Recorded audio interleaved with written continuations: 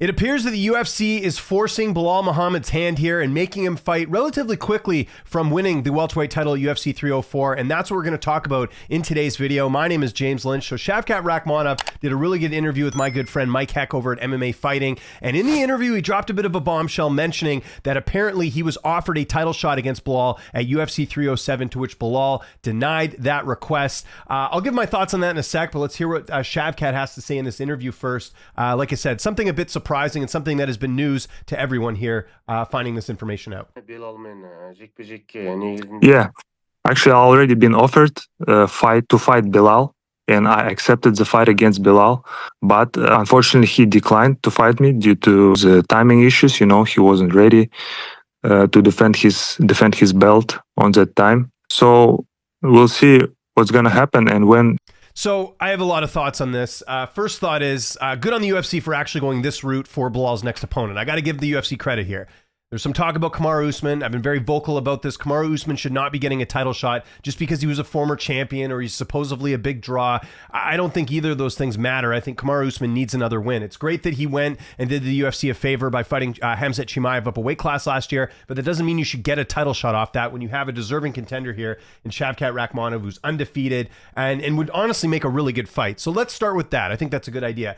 But this does not look like how the UFC treated Aljamain Sterling when he beats Henry Cejudo. And what I mean by that is Aljamain Sterling, if you remember, had to fight Sean O'Malley a few months after defeating Henry Cejudo. And I think we all know it was too quick of a turnaround. And even Sterling himself said, look, I didn't really want to have this fight. And remember, there was a whole Fight Inc. episode, where they kind of manipulated the footage to look like Sterling had accepted the fight and then he didn't want to take it anymore, which I explained in a video on this channel that wasn't the case. Sterling didn't accept the fight. The UFC put the fight announcement out there and then made it look like Sterling was backing out. You remember that? That was the fight last year. Henry Cejudo fights him in May, and then he has to fight O'Malley here in August. Now they're sort of doing the same thing here with Belal and Shavkat. He fights him basically at the end of July, so let's say August, almost a couple days away from August, and then he wants to fight on UFC 307, which is on October 5th. That's 70 days. That's enough for a camp, but the guy just won the title.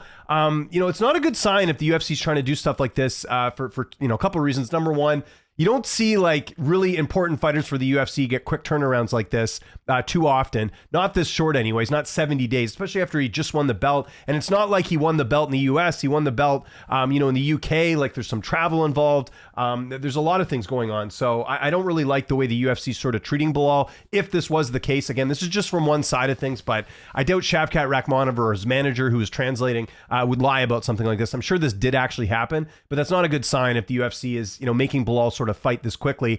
And the other thing I wonder here, and you guys let me know in the comments, why on earth would they not try and do this fight on UFC 308? You got two Muslim fighters fighting for a UFC title. That would be huge in Abu Dhabi. And I know this card's already stacked enough, and I know Utah could use all the help it needs, but I don't know. That seems like a huge miss in my opinion that the UFC wouldn't at least consider this. And I still think this might have been a bit too short notice for Belal in this case. But, again, I think there would be more incentive for Belal to take a fight in Abu Dhabi where, he's going to be in front of the Muslim fans. That makes more sense. But you're going to put him on Utah for his first title defense? I don't know. I got an issue with that. I don't like... And again, this just goes back to something I talk about in every video, which is the UFC does so many events and they plan these events ahead of time that they're always scrambling to put fights together. That's why we're getting Khalil Roundtree and Alex Pereira. And again, I don't think I'm alone here that Khalil Roundtree didn't deserve this title shot. He really didn't. I mean, we've seen this time and time again where the UFC gives these unjustified title shots because they need to fill up spots. We saw it last year with Colby, Cheeto Vera getting to fight Sean O'Malley. It's like the UFC, because they're doing so many events, they have to fill up these cards and they're always scrambling to put something together. I mean, Magomed Ankalaev should be fighting Alex Pereira next. And they could have waited a few more months to make that fight happen, but they're like, we need a main event for Utah. And Utah's treated the UFC pretty well. If you look at how they've, as far as like, pulling out the red carpet for the UFC when they come, that's why the UFC is going there every year. And that's why they had to put on a decent fight here. So that's why you got Pereira and Roundtree. And the other interesting thing I wonder, would this fight have been the main event? Would they have moved Pereira to a different card? I do wonder that. And I do like the one thing we didn't get answered in this clip. I know I only got 20 seconds of it, but when was this offered to Shavkat? Was this offered after they made the main event? Were they going to do two title fights on the card? I would imagine that was going to be the main event originally because you already have the title fight with Raquel Pennington and Juliana Pena. That made sense to put in Utah just because Raquel obviously lives pretty close to there. So yeah, it almost makes me think like this was originally their plan for the main event and Belal declined it. And then here's the other part about this. And by the way, I don't blame Shavkat's team for mentioning this. I think if there's information you're told behind the scenes, the public wants to know about it. But here's what's going to happen now. You're going to have these moron fans who say that Belal Muhammad's, he's ducking Shavkat. He doesn't want to fight him. No, the reality is he just won the title.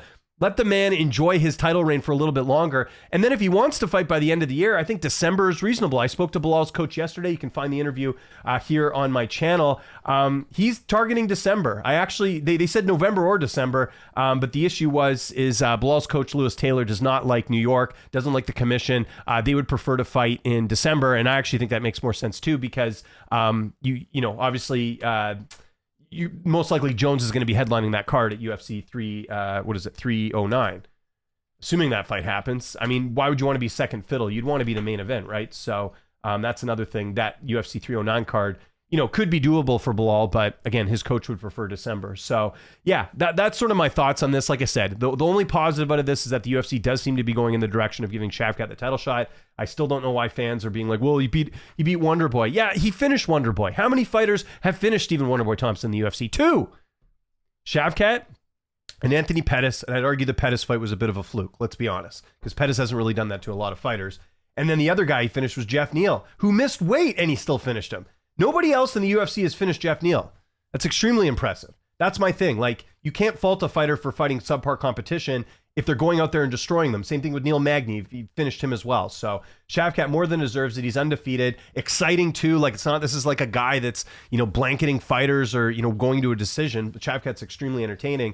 But yeah, so I mean, again, that's the good part of this. The bad part is they're obviously trying to force Belal to fight pretty quickly here, which, could come to the line of thinking that maybe they don't want him as champion. I know Dana White said, of course we want Belal as champion. He was trending, but you never know what's going on behind the scenes. So I tend to think if they wanted him to fight this quickly, again, it's 70 days. I know that's enough for a camp, and I know there's going to be people in the comments saying, oh, that's not a long time, not much of a turnaround at all. Yeah, well, you got to factor in travel. You got to factor in that he was in Abu Dhabi after the fight, or Saudi Arabia, sorry, for the Sandhagen and Umar fight. So he's been doing a lot of traveling, and today is end of August, basically. You've got basically a month for the fight. I know he's training a bit, but that's not much time to prepare for a title fight. So I don't think that's very ideal for Belal. And the other thing, like I said, is why not do it on UFC 308? That makes way more sense. And they could maybe even move a fight off this card. Like, imagine if you had Topuria Holloway, Belal, Shavkat as the co-main event, and then you bump Lerone Murphy and Dan Ige to the prelims, which, that's a good fight. Is that a pay-per-view worthy fight? I don't know. That's debatable. But imagine if that was the card. You had Topuria Holloway, Belal Shavkat, Whitaker Chimaev, Gon Volkov, and then Ankalaev Rakic as your pay-per-view. That'd be one of the strongest pay-per-views of the year. And again, this is another market that the UFC goes out of their way to really cater to and make big cards. So I think that would have made more sense if they were going to do that. And I think Belal would be more inclined to wait, a month basically. Well, I guess it would be, it's almost a month, because it's basically end of October. So it's a little bit different. You get a little bit more time for a camp. I think that would have been better. Or at the very least, you do December. I think that makes sense too, because we're still figuring out what's going on with UFC 310. So I want to know what you guys think in the comment section below. Do you think the UFC was forcing Belal's hand, similar to what they did with Aljamain Sterling? Do you also like the fact that Shavkat's fighting? I'm assuming most people would be. I don't know many people who want to see Kamaru Usman, take that fight. And then, do you think they should have tried to put this fight on UFC 308? That's the confusing part too. So those three things, let me know what you think in the comment. And how about for a bonus, who do you think wins that fight? Belal or Shavkat? I'm still on the fence on that one. That's a tough one for me to break down. But let me know what you think in the comments. Follow me on Twitter, TikTok, Instagram, @LynchOnSports. My name is James Lynch. Thanks so much for watching, and I'll see you next time.